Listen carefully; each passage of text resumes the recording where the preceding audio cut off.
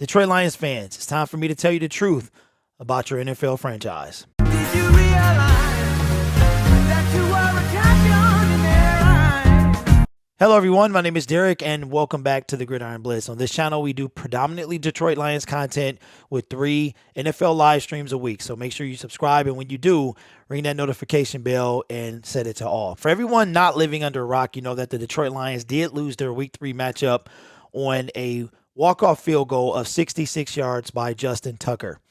It was the record for the NFL longest field goal kick, previously held by former Detroit Lion Matt Prater, and now Justin Tucker has the world record. In addition to that, Tucker beat us the last time the Baltimore Ravens played us here, December of 2013, with a very similar field goal with the walk-off field goal. All the Ravens fans out there, all the troll comments, we've seen them all. If you haven't seen my reaction video, go check it out. Classic. Has over 15,000 views. And I must admit, I didn't think it was going to be that epic, but it was. So, shout out to me, I guess. Well, here's where I'm at. Detroit Lions fans, this video is going to go a way that you don't want it to go, that you might not want it to go. So I'm going to tell you right now that now will be your chance to make a decision of whether you continue to support the Gridiron Blitz or whether you're going to look at it a different way.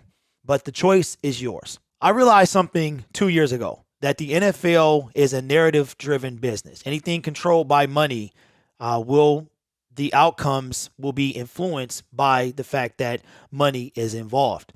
Now, at the end of the day, you can say what you want about the game, but the NFL is very similar to the WWF or the WWE nowadays. What I mean by that is this. Have you ever wondered why the Detroit Lions are at the bottom of every pile?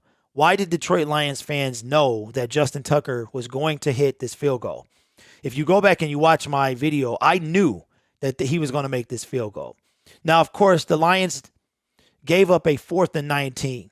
There's only a few franchises in the National Football League that ever happens to, and ours is number 1 on the list. We have come to the point now where we have to admit that there is a narrative in play with the National Football League. And with that being said, my prediction on the narrative for the Detroit Lions is after 60 plus years of misery, our time will come soon.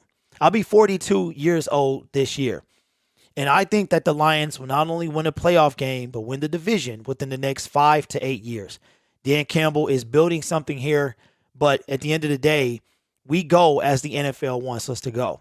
Now, you can look at it with blinders on and not realize that there is something to what I'm saying. I'm not the only one saying this. I haven't been the only one. And if you don't want to see it, that's because you don't want to see it. I will remain a fan of this team. I will remain a fan of the game. But at the end of the day, the Detroit Lions' time is just simply not now. I believe that it is coming. The reason behind what I'm saying is the fact that Roger Goodell was at the very first preseason game this year. He said that we were building something. Then you go on and you see just how much Matt Patricia, if you think about it, a lot of us were wondering why Jim Caldwell got fired. In my opinion, Jim Caldwell got fired to bring in Matt Patricia to tear down this team, to rebuild it from the ground up. When we do that, when that's complete, the Detroit Lions will be at the top of the division. The Green Bay Packers, after Aaron Rodgers and Devontae Adams hit the road next year, because they both want to stay on the same team, the Green Bay Packers will most likely fall from the number 1 spot that they've been in for the past 17 years.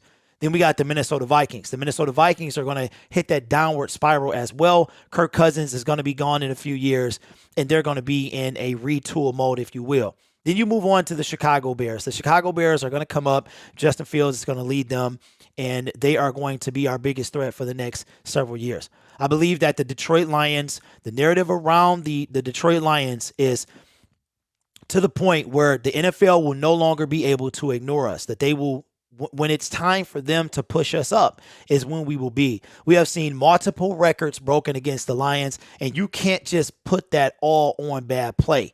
It took me, this just didn't start right now. This began really with the 2019 hands to the face. But really, if we go back to 2015, the face mask that never was, we saw that a lot. If you don't believe the fact that this thing is narrative driven, and the NFL has a huge role to play in the outcomes of these games. Let's just go back to the New Orleans Saints in the Super Bowl that the Rams went to that the Saints were supposed to go to, right? They bring in, we had the worst blatant missed call that I've ever seen in football. But it wasn't a missed call, it was a no call. There is a difference.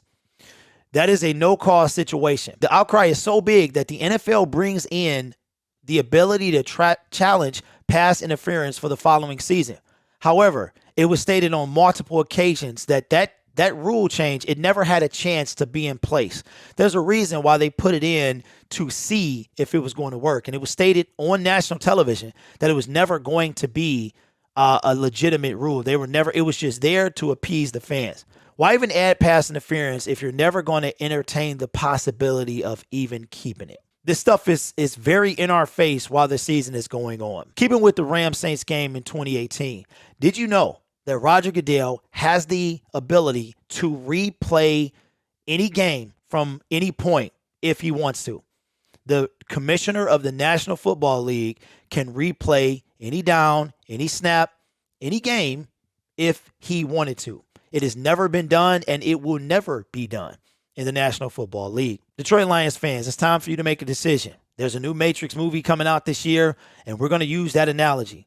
In one hand, you got the blue pill and the red pill. I don't remember which one is which, but one pill lets you stay inside the matrix that is the NFL, believing that they have no control over the outcomes of this game. And then the other pill, you get to come out and see the NFL for what it really is. The Detroit Lions are turning the corner. The NFL is going to see that we turn the corner in the next 5 to 8 years.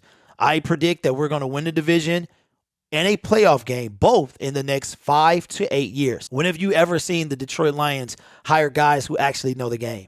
When have you ever seen the Detroit Lions with the potential for 10 to 12 draft picks? When have you ever seen what you're seeing now? So I know that you've heard this before, and it's time for us to call a spade a spade. The Detroit Lions will win when the NFL sees fit. I'll just leave you with this for thought.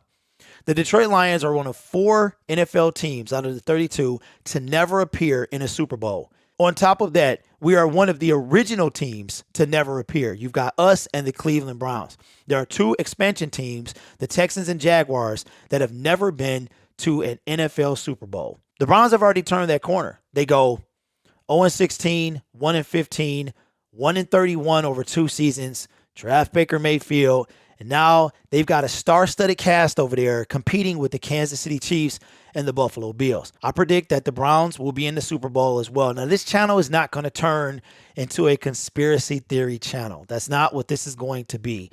I'm still going to stay here and entertain, and I'm still going to give you your Lions fix and all the information that I can about the Detroit Lions. With yesterday's game, the Detroit Lions allowed a 4th and 19. But after that, there was an obvious delay of game on the side of the Baltimore Ravens. It had to be at least a 2-second difference between the time the play clock expired and the time the Ravens snapped the ball. Now, this video is running on a little long, but that's okay. The NFL, we've been hearing from Baltimore Ravens fans and many others that there was a discrepancy of 5 seconds between the play clock in the stadium and the scoreboard on Fox or on CBS. Well, when CBS goes to link up with the stadium, they're actually tapped into the scoreboard of the stadium. Whatever's happening on the stadium play clock and scoreboard happens on CBS. So for that is a misconception. There's no way in the world that that's true. The narrative of yesterday's game, aside from the 4th and 19, was for Justin Tucker to hit the field goal. Once that came, and that's why the delay of game was not called. If anybody was going to do that, think about this. You've got the Detroit Lions upsetting Lamar Jackson and the Baltimore Ravens, a team that's supposed to go 2-15. Or you've got Justin Bigfoot Tucker, who is a Hall of Famer, who has the opportunity to crush the Detroit Lions on a record-setting field goal. If you look up the word coincidence, a coincidence is actually a very rare occurrence. Go look it up. The word coincidence is something that doesn't happen as often as you think. So as a Detroit Lions fan, we've been at the bottom. We know what it feels like. And we just have to wait on the NFL to want us to turn that corner. Now, of course, you've got Sheila Ford and all that stuff, dumb decisions being made. And I could go down the rabbit hole of what I think is going on there as well. But the bottom line is there's a reason we expect what we expect. There's a reason we think that we knew Justin Tucker was going to hit that field. The same thing cannot keep happening to a franchise. Now, eventually, the Chicago Cubs won after 100 years. Hopefully, it doesn't take that long for us, but I believe that our day is coming within the next 5 to 8 years. I think by the time I'm 50 years old, the Detroit Lions will have not only that division win, but the playoff win as well. I'm going to make a prediction, and this is going to be on camera so I can have it to look back. If the Detroit Lions, my feel is that if the Detroit Lions go 0-17, like some people may believe, the LA Rams will win the Super Bowl. Maybe if the Detroit Lions have the first pick, the LA Rams will win the Super Bowl as well. Think about what I'm saying here. The last time the Detroit Lions had the first pick, they drafted Matthew Stafford. How fitting is it narrative-wise that when Matthew Stafford leaves the Detroit Lions, not only do they have their first overall pick since drafting him, but that he wins the Super Bowl. Detroit Lions, the last time they go winless in a season, they draft Matthew Stafford. The first year that he leaves, they wind up drafting first overall again, duplicating what they did to draft him. One more thing.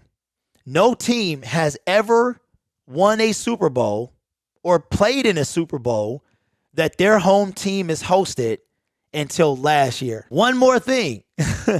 You cannot overlook this stuff. The Super Bowl this year, guess where it's at, ladies and gentlemen? SoFi Stadium. Come on, y'all. Come on. So you got to look at this stuff. But I still will be here, still talking about this team. But I got to look at it and admit it. And I have a job and a responsibility to call things like I see it. So anyway, I hope you guys have a great day. And I'll see you in the next video.